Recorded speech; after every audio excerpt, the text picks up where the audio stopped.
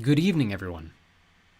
If you're live, of course, you know that it is very late at night, and that's okay. If you're watching this, or rather listening to this, after the fact on Apple Podcasts or Spotify or on YouTube, you probably have no idea, but it is about midnight my time, which means that wherever you are in the world, it's probably significantly later than that, unless you're, of course, over on the Asian or Australian continents.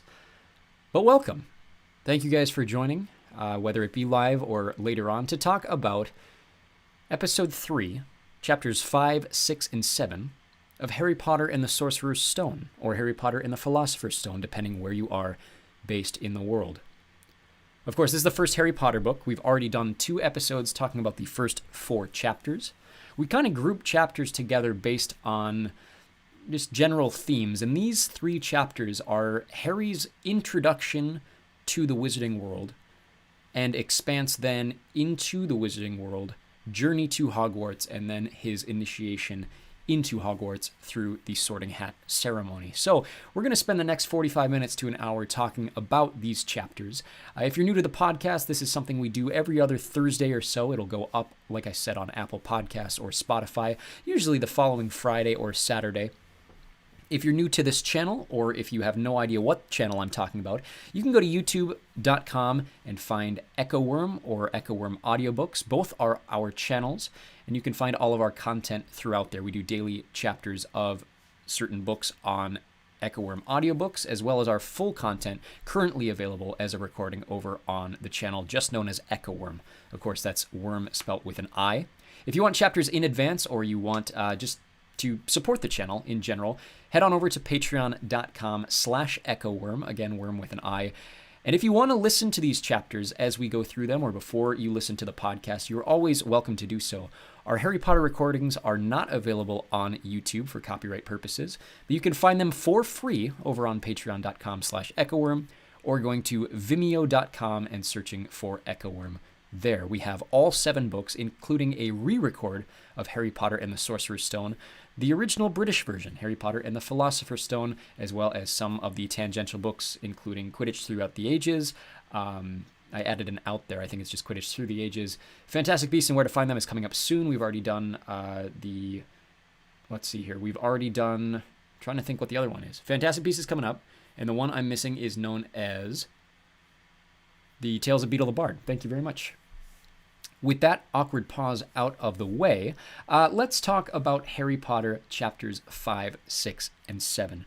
So you recall when we left off last time that Harry had been receiving letters from Hogwarts, and Uncle Vernon and Aunt Petunia were desperate for him not to read and receive them, in the opposite order preferably. And the reason being, they want normalcy in their family. Aunt Petunia has known about the Wizarding World for many a year, but now that Harry is of age, they do not want any unwanted, unnatural attention on their family. That comes in the form of Hagrid, who follows them all the way to an island in the middle of nowhere to where they are staying to try to avoid the letters. And we end last set of chapters with Hagrid basically promising to take Harry to the Wizarding World. So that's where we pick up here. Chapter 5, Diagon Alley. So Harry wakes up, and in this chapter, he, throughout the book so far, has had just dreams in general. He's had nightmares where he relives what he thought was his parents' car crash. Of course, now he knows that they were, in fact, murdered by Voldemort. And I do want to pause here and mention, if you are new to this book, we try not to do major spoilers, even for this book specifically. We won't do anything really going forward throughout the series until we get there. We'll hint at some stuff maybe. The only exception in this chapter may be just kind of hinting at the truth of certain characters. So if you have not read the entirety of Harry Potter and the Sorcerer's Stone, or Harry Potter and the Philosopher's Stone, then you may want to do so before we talk about these chapters, because we can't really dive into how brilliant the introductions are of these characters and the foreshadowing of some of these characters without somewhat spoiling where their characters go in this story.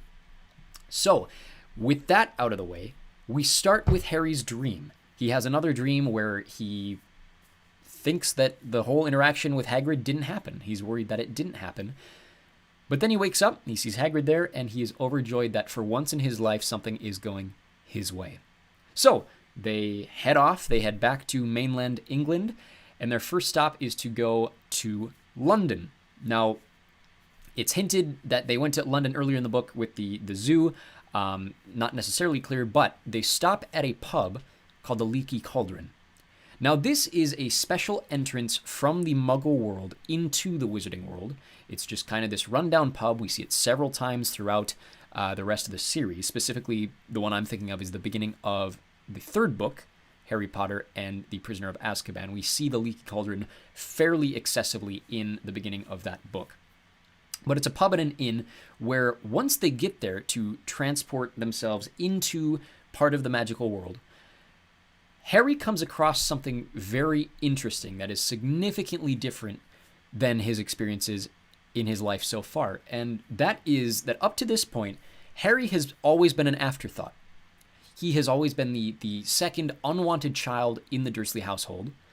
And now, starting with this chapter, Harry realizes that he is famous, and not just famous, but like significantly famous in the eyes of the Wizarding world.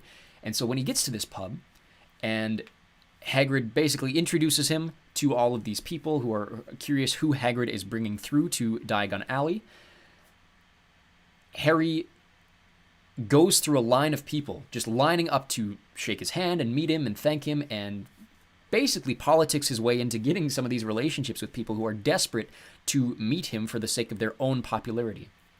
A couple different characters in this pop up later in the series, but the one big interaction to note in the Leaky Cauldron here is Professor Quirrell. So Professor Quirrell is introduced to us as a very, very shy, very, very nervous individual who in this specific scene is, and this is notable going forward, this will be our first of the spoilers, in this chapter he is able to touch Harry, and the big thing that goes along with that is he is not wearing his turban. So later on, we'll talk about in this set of chapters, he reappears wearing a turban. But the thing to note here that is different than in the films is in this chapter, he shakes Harry's hand and is not wearing his turban, which tells us that this takes place before the big event, the big change in his life that we learn about going forward in the rest of the book. Something that is very significant for his character has not happened yet. He has probably met that person. In fact, we know he has met that person already because this is the very day that a big crime happens. But the thing that he fails at doing has not yet happened, and therefore he is not having to hide his face or hide his head by any means, and he is still able to touch Harry Potter. But he is putting on the act of stuttering all of the time. It's notable. He can hardly talk. And this is different from how he was previously. So it's not necessarily stated outright in these set of chapters, but Professor Quirrell was previously a professor at Hogwarts. I'm not exactly sure how long he did teach at Hogwarts, but prior to the 1990 school year, now keep in mind this is taking place in 1991, prior to the 1990 school year, he was the Muggle Studies professor, which is a course at Hogwarts where the Wizarding students basically learn about the Muggle world. So they can learn Muggle art, or they can learn Muggle history, or various things about the non-Wizarding world. He was that professor. The year prior to this book taking place, he decided to take a long-term sabbatical and take the year off from teaching and go off and do something that we'll talk about later on in this book. We won't spoil it now. But he came back, his personality had completely changed, and he seemed to be not necessarily himself. But the big difference for him, and will be big going forward for the rest of the series, is he's no longer teaching Muggle studies. He has now picked up the position of Defense Against the Dark Arts, which is basically for those of you that don't know the Wizarding world or Harry Potter's classes, Defense Against the Dark Arts is essentially their almost almost like a Phi-Ed mixed with obviously a defense class, and learning just about the world and kind of the darkness of the world. There's not really an analogy in the Muggle world or any of our classes, but I guess it's a mix of biology, zoology, just all of the dark things about the wizarding world are brought into a class where they learn how to defend against that. But there is a thing about not just the class, but the position of Defense Against the Dark Arts teacher that will be significant going forward in the series. And so it is very specifically important that we note that he was previously not the Defense Against the Dark Arts teacher, that now he is taking that position, and we'll see how long he lasts in said position. But that is the interaction at the Leaky Cauldron. Hagrid escorts Harry to the back, taps on some bricks, and all of a sudden, Harry sees his first glimpse of the actual wizarding world in a location called Diagon Alley. Now, of course, this is a pun on the phrase, or the word diagonally.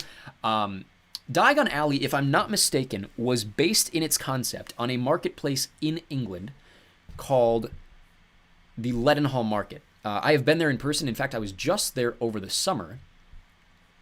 And it's this really ornate, beautiful marketplace. Has been there for, I want to say, 100 to 200 years, just north of 20 Fenchurch in the city of London. And it's got this just whimsical quality to it. It's got like red and white stripes, almost like a barber shop. It's got gold, just glimmering, ornate designs and accents to the window frames and the framing of the archways itself. And it's this really, really cool location. And that is kind of what Diagon Alley is. It's this big marketplace, obviously accessible only to the wizarding world. It's in the middle of London, but it's masked by magic. And they enter it through this Leaky Cauldron pub and use magic to get through this wall. And all of a sudden, Harry is surrounded by magic and wizards. And this time of year specifically, families that are going shopping for school supplies. And so they first decide to travel to Gringotts, which is kind of the big building at the end of Diagon Alley. Gringotts is a wizarding bank. It is run by goblins, who are not so nice to Harry and Hagrid when they enter. But they need money for Harry to buy his school supplies. And this is where we get the first indication that Harry is filthy, stinking rich. Never knew it growing up. If he actually makes note of it here and in later books, specifically Half-Blood Prince, I think he recalls, when he receives gifts out of a certain person's will, he notes that had Uncle Vernon and Aunt Petunia known how much money he actually had, or his family had, they would have tried to get at it. But the reason for Harry's wealth, and it's not really stated here, and I actually don't know if it's ever mentioned in the series.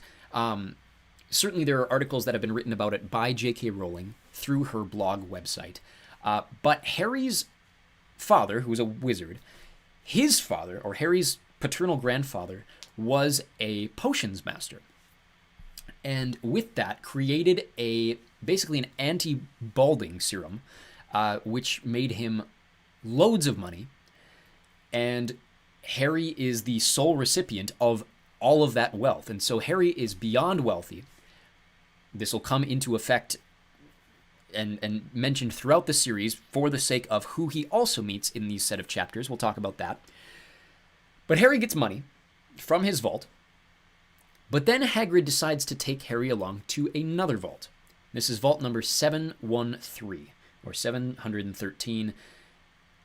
And this is where things start to get mysterious. And the big thing to note about Harry Potter is, of course, it's a children's fantasy series. But each Harry Potter novel is a mystery novel at its core. The genre that Harry Potter is, specifically, in its form, is a mystery novel. And the first mystery that we get in Harry Potter and the Sorcerer's Stone, or Harry Potter and the Philosopher's Stone, is what is inside Vault 713.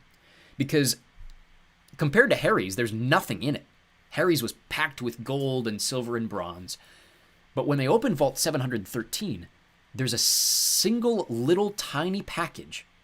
Harry has no idea what it is. Hagrid grabs it, hides it in his clothes, and tells Harry not to ask about it. And then they leave. And it's left at that. So then Hagrid takes Harry over to Madame Malkin's, which is the robe shop. He gets his school uniform. And then Hagrid disappears. And in the store, Harry meets, for the first time, a boy named Draco Malfoy. Now, of course, if you've only ever seen the films, this is not in the films. The first meeting between Draco Malfoy and Harry takes place in the film at Hogwarts.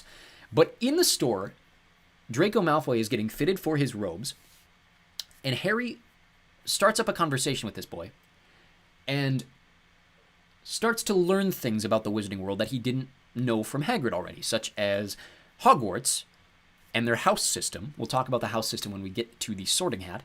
But Malfoy comes across as, first, very intelligent, and then as the conversation goes on, and he basically exposes things about the wizarding world to Harry, such as the concept of the houses at Hogwarts, the sport of Quidditch, which Harry knows nothing about. He comes across as very arrogant. And specifically, when Hagrid reappears, he had gone to buy things for Harry that Harry didn't have time to buy himself. They separated here. When he returns, Hagrid is waiting outside, and Draco Malfoy makes a comment about Hagrid basically being a servant at Hogwarts, being a slave at Hogwarts, being a dumb brute of a human being. And Harry decides in that moment that he does not like Draco Malfoy. And then Malfoy makes a snide comment about if he were sorted into Hufflepuff, he would want to leave the school. And Harry basically decides at that point that Draco Malfoy is the worst human being in the world, and he wants to be nothing like him. So if Draco Malfoy is in Slytherin, I want to be anywhere except Slytherin. And maybe not Hufflepuff. He mentions that to Hagrid as well. Houses aside, we'll talk about that in a second. But he returns to Hagrid after meeting Draco Malfoy. And Harry gets really insecure about the fact that he knows nothing about the wizarding world. And so he starts asking Hagrid about things like Quidditch. He starts asking about things like Hogwarts. And then Hagrid takes Harry to Ollivander's, which you will know if you've seen the films and if you've been to Orlando or Hollywood or wherever else they do Harry Potter wand fittings. But this is the wand shop. They are wand creator. Mr. Garrick Ollivander himself is a character that returns several times in the series, is very, very impactful to the final book. But without spoiling things, Ollivander is a wand maker. And so he has Harry try a number of magic wands. You see this in the film. And he repeatedly stresses the phrase, "The wand chooses the wizard." And Harry doesn't quite understand what this means, but every time he flicks a wand, something bad happens or something that he doesn't mean to happens. He breaks things, things fly off the shelf. And then, as we see in the film, Ollivander decides to give Harry a wand made from holly. It's got a phoenix feather as its core. And it works for him. Sparks shoot out from it, which is the sign of it being compatible with Harry. And Harry finally feels like a wand is listening to him, essentially. And then Ollivander makes probably the most impactful statement in this entire chapter. And that is that the phoenix feather in Harry's wand has a twin. Or the phoenix that we later learn belongs to Albus Dumbledore, gave a second feather to be made into a wand. And that wand belongs to Voldemort, which is the very wand that gave Harry his scar. And so Ollivander makes a comment that it's very curious that the other side of the phoenix would choose Harry when the other one was the one that caused his physical appearance and his life so much damage then. And so Harry ends the chapter curious and insecure and worried about his own popularity.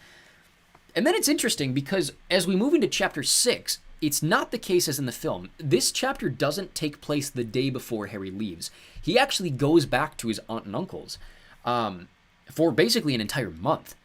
And so he stays back with the Dursleys, and they are super unpleasant to him. And finally, the day before he's supposed to leave for Hogwarts, he asks Uncle Vernon to take him back to London. And a big argument breaks out, whatever. Finally, he agrees to do so, because Harry has his wand, has his magical items, and the Dursleys are kind of feeling threatened by Harry and his presence now that he knows that he's a wizard. And so Uncle Vernon takes him up there, and he arrives at King's Cross Station, which is an actual train station in the north of London. mentioned my trip to London recently. My wife and I were just there. We stopped at King's Cross, excuse me. Side tangent, platform 9 3/4 is said to take place between, or said to exist between the platforms of 9 and 10. If you go there in person, you'll notice that you can't go between the platforms from an odd number to an even number, because that's not the way that the trains are lined up. Because trains 1 and 2 are beside each other, which means that their platforms of platform 2 and 3 are beside each other, which means that either this would have to be between platforms 8 and 9 or platforms 10 and 11, which ignores the fact that there are only 8 platforms there at King's Cross Station. 9 and 10, or excuse me, it might be 1 through 9, but platform 10 at least, I know, is in a separate building. So this is a little bit of a if you know the actual logistics of King's Cross Station, it doesn't make any sense. But suspend your disbelief and pretend that 9 and 10 have a shared platform, in the middle of which you actually see there, are brick arches holding up the roof of King's Cross Station. And Harry learns, with the help of a family passing by, that in order to get to platform 9 3/4, you have to run through the bricks, which causes for some anxiety for Harry. But before we get to that point, it's interesting to note that the family Harry overhears, which is later introduced as the Weasleys, Molly Weasley, their mother, is asking out loud. She has a line here where she basically asks her kids what number the platform is, which is interesting because in canon, Molly Weasley spent 7 years at Hogwarts, and you would think that with the train being canonically as old as it is, with the station being as old as it is, with Molly Weasley presumably spending all 7 of her years traveling back and forth from London through King's Cross, through platform 9 3/4, because the platform number never changes. Why doesn't she remember the number? And there's not really an answer to this. It's just an interesting thing to note when you're reading the book. You're like, why doesn't she know the actual number of the platform? It never changes. But Harry meets the Weasley family. Family of red-haired children. They have 5 kids there in person. There's 7 total. 2 of them are already graduated, as we learn. The oldest is Percy. Percy is a bit of a snob. In this book specifically, I believe he's a 5th year. He is on his way to becoming prefect, or will eventually be head boy of Hogwarts. And then younger than him by 2 years are Fred and George, who are returning for their 3rd year. They are twins. And then the one that is Harry's age is their son, Ron. And then, of course, they have a daughter who is not yet of Hogwarts age named Ginny, who we will learn more about as the series goes forward. But they teach Harry how to run through.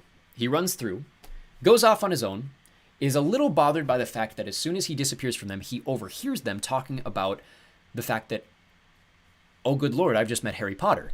Harry is starting to already get sick of the fame that his life is bringing him now that he's in the wizarding world. And later on, the Weasleys return to Harry because he finds a compartment all by himself, and Ron has nowhere to go. So Ron, the one Harry's age, decides to sit with him. And that is how we meet who will go on to be Harry's best friend, Ron Weasley. Then they're interrupted, and this is kind of verbatim what happens in the film. Then they are interrupted by Hermione Granger. And Hermione Granger is very similar in personality to Draco Malfoy in terms of she's a know-it-all. The difference being everything that she does comes from kind of an altruistic perspective where she wants everything to be right with the world the way that she sees it, which is kind of true for Malfoy too, but Hermione always wants the best for other people, despite coming off as snobbish and arrogant as she does. Whereas Malfoy obviously comes from the background he does, which we'll talk about more in Chamber of Secrets, where his backstory is expanded upon further. But the interesting thing to note about Hermione, very similarly to Harry, is that she comes from the Muggle world. Now, unlike Harry, who we learn later in the book, his parents were wizards. Hermione's parents are not wizards. They're dentists. And that's something that is brought up again and again because she's very insecure about her teeth. Hermione is described as having very bushy hair and very, very long buck teeth, and is not very, for lack of better phrase to call an 11-year-old, not very attractive from the perspective of other 11-year-olds. But she introduces herself looking for another kid's pet toad. Now, the Hogwarts items letter, the supplies letter that Harry gets, says that you can bring an owl, a cat, or a toad to Hogwarts.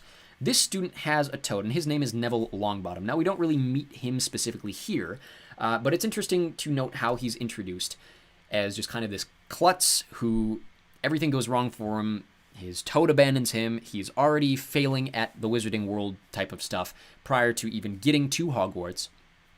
And so Hermione is trying to help him find his toad. But Ron has a pet rat, and his name is Scabbers.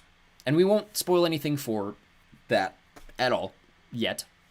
That's something to talk about as we move into the third book. But when Hermione arrives, Ron is trying to show off a little bit of magic that his brothers tried to show him prior to leaving for Hogwarts. And so he tries to turn his rat yellow. It doesn't work. He's very embarrassed. Hermione introduces herself, basically realizes who Harry Potter is, says that she's done all of this reading. She is so well prepared herself for the Wizarding World, whatever. And Harry kind of decides that he doesn't really like her either. Very similar to his attitude with Malfoy. Train goes on. Finally, they arrive at Hogsmeade Station. And from there, all of the first years are separated from the bunch and go with Hagrid, who reappears.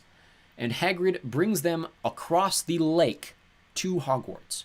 There's a huge lake that separates Hogsmeade Station from the castle of Hogwarts. You'll know this if you've played Hogwarts Legacy, the video game.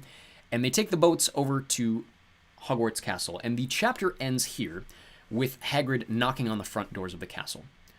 Now, in the film model, and in the model that is used basically for the franchise, there isn't really a front door to the castle, so it's not entirely clear where this location is. I've always imagined that this probably takes place... They do mention grass, so it could either take place at the Bell Tower courtyard entrance, or it could take place at the entry hall entrance outside the Great Hall. It's not entirely clear. The castle is very different in the books than it is in the films and the video game.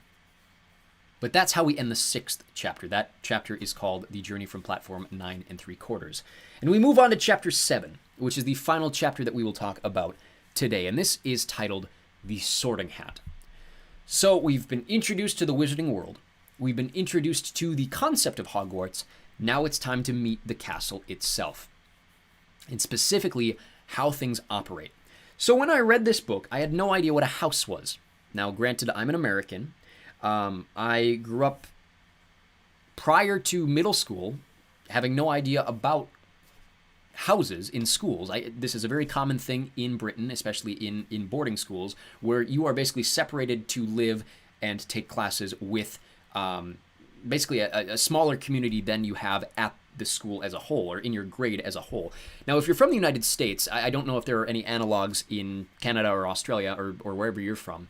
In the United States, we have, in the last 10, 15 years, shifted from what was called a junior high school, which is basically ages roughly 11 through 14, 15. We have shifted from a junior high school into now what is called a middle school system. And with middle school, what is different from junior high school, where you're just kind of going around to different classes, you were separated into, when I went, they were called teams. I know some schools call them pods or even houses. But they basically divide your grade up into smaller sections. And this allows you to adjust better as you move from a single classroom type school to a multiple classroom or multiple subject type school. It's a transition period. And so in America, these houses would be very similar to your middle school teams or your middle school pods. But being that Hogwarts is a boarding school, of course, they also live together. They have very specific locations in the castle and very specific priorities. So kind of the misconception with the houses at Hogwarts is that it's a personality test. For the longest time, the films kind of amplify this, and it's a brilliant marketing strategy. But people kind of see the Hogwarts houses as, if you have this type of personality, you belong in this house, or this house, or this house. That's not actually the case.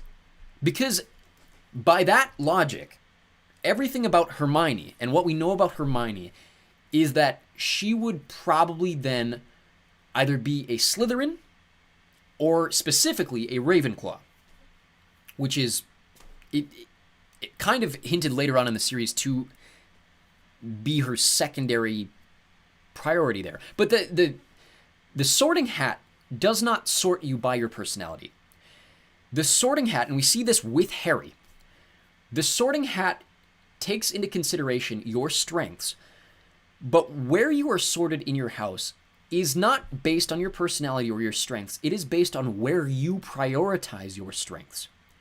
And so the reason that you get someone who is stereotypically lazy, like a Hufflepuff, in Ron, and you get someone who is ambitious and outgoing, I don't know. Harry fits the Gryffindor model pretty well.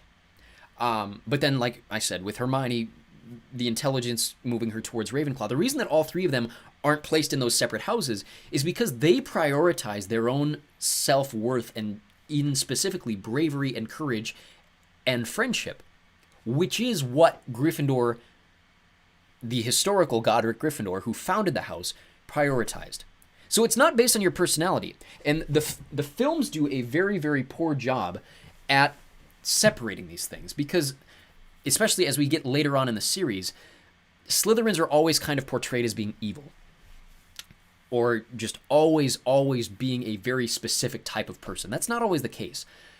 Hagrid does mention that there wasn't a bad witch or wizard who wasn't in Slytherin. This isn't specifically true, but this is the stereotype, because of the fact that a lot of dark witches and wizards prioritize their own self-worth, or their own cunning, or their own ambition. That is why they are placed in Slytherin, because that is what they themselves prioritize in themselves. If Hermione was more proud of her intelligence, which outwardly to some people she might be, but internally she has always prioritized her own bravery and courage and whatnot, and that is why she specifically is placed in Gryffindor. That's what the Sorting Hat is. Now, what's different in this scene compared to in the films is, first of all, the Sorting Hat has a lot more personality than we see in the films. Specifically, at the beginning of every year, and we don't really see this for the next few, there's some things that happen where Harry doesn't really see the Sorting Hat ceremony until his 4th year going forward. But the Sorting Hat always has a song. The Sorting Hat always sings. Now, if you guys haven't listened to my version of the audiobook, I did my best to do a Sorting Hat song that I am proud of. But the Sorting Hat sings, basically setting up either the ceremony itself, or going forward, if there are things happening around the school or around the wizarding world, he sings about those things. And so we have that here, which isn't in the film. And the other thing to note before we talk about the sorting ceremony, or it does take place after, but Harry notes that Quirrell is wearing a turban, and he looks really, really odd in it. And, of course, we who have read the rest of the book understand what has happened and changed in Quirrell's life for why he now decides to wear a turban. Harry also learns of the appearance of, or the presence of, a professor who strikes him as not being a very nice guy. And his name is Professor Snape, and we'll talk about Snape very, very specifically in the next chapter. Snape is a very important character for the series, but we're introduced to him here. Harry is kind of distracted by the way that Snape is looking at him, and this is also where we get the first instance of Harry's scar hurting. So Harry's scar causing him physical discomfort and pain in the presence of Snape throughout this book and other characters going forward first appears here. And it's very interesting when it happens in this chapter. It's when Snape is having a conversation with Quirrell. So keep that in the back of your head going forward. Then, of course, we have the sorting ceremony itself. Now, Harry has a larger class that, as is shown in the film, of course, they cut that scene for time. But J.K. Rowling also didn't create that many characters in the book. And so Harry's class is fairly small for what you'd expect of a school as large as Hogwarts. But we see people sorted into Ravenclaw, we see people sorted into Hufflepuff, we see people sorted into Slytherin, and of course we see people sorted into Gryffindor. We get the introduction of characters such as, ones going forward, of course, we see Lavender Brown, we see Seamus Finnegan, Hannah Abbott, Susan Bones, all of these various characters. And in succession then, of course, Hermione, Harry, and Ron are all sorted into Gryffindor. Harry is reintroduced to the Weasley family, and then he's introduced to the House Ghosts, specifically the one for Gryffindor House, Sir Nicholas de Mimsy Porpington, otherwise known as Nearly Headless Nick, who is a more significant character going forward in the books than he is in the films. Of course, John Cleese famously played him in the first 2 films, and then he doesn't really appear going forward. His role is significantly cut back, and then he really just doesn't appear at all. And then other house ghosts as well, the Fat Friar for Hufflepuff, the Bloody Baron for Slytherin. And then it's not, she's never really named, and we don't really get any interaction with her until the final book, but the Ravenclaw ghost is known as the Grey Lady. There are plenty of other ghosts around the castle as well, and we also get Peeves the Poltergeist, who, for the life of me, I do apologize, I can't remember if he's introduced in this chapter, but I definitely know he makes an appearance in the next chapter. But that's kind of where we end things. Harry is sorted into Gryffindor House, and is then transported off to Gryffindor Tower, which is the common room area, the living area for Gryffindor House. And he gets ready to fall asleep, worrying that this is all going to be another one of those dreams that he wakes up from. But then he falls asleep, and he has a dream about Voldemort, and Malfoy, and of Snape, and he doesn't really understand it. But then the chapter ends basically saying that when he woke up, he didn't remember the dream at all. And so we kind of get this premonition where another mystery is set up. It's like, okay, is this foreshadowing something? Is this a red herring? We assume it has to come back, Occam's razor, and all those kind of writing concepts. But that's where we end things, is Harry is safe and sound at Hogwarts Castle, having been initiated into the wizarding world. And so that's where we end things here. Going forward, of course, next, in 2 weeks, we will return to Harry Potter and the Philosopher's Stone, or Harry Potter and the Sorcerer's Stone, talking about Harry's classes and the first few months at Hogwarts. So if you guys ever have any questions or things you want answered, if you're on YouTube, you are more than welcome to ask things in the live chat. If you catch this live, if you catch it afterward, you're more than welcome to leave comments, and we will address them on the channel. If you're listening on Apple Podcasts and Spotify, of course, you can always reach out. Email at echoworm, worm spelled with an I, at gmail.com, and we will get those back to you. You can also join our Discord server. There are links on, I believe, both channels now. If not, feel free to comment, and we can get you in contact if you want to join our community there. But that's all I have today. Thank you very much for joining us, and we hope to see you again for the next episode of the podcast very, very soon.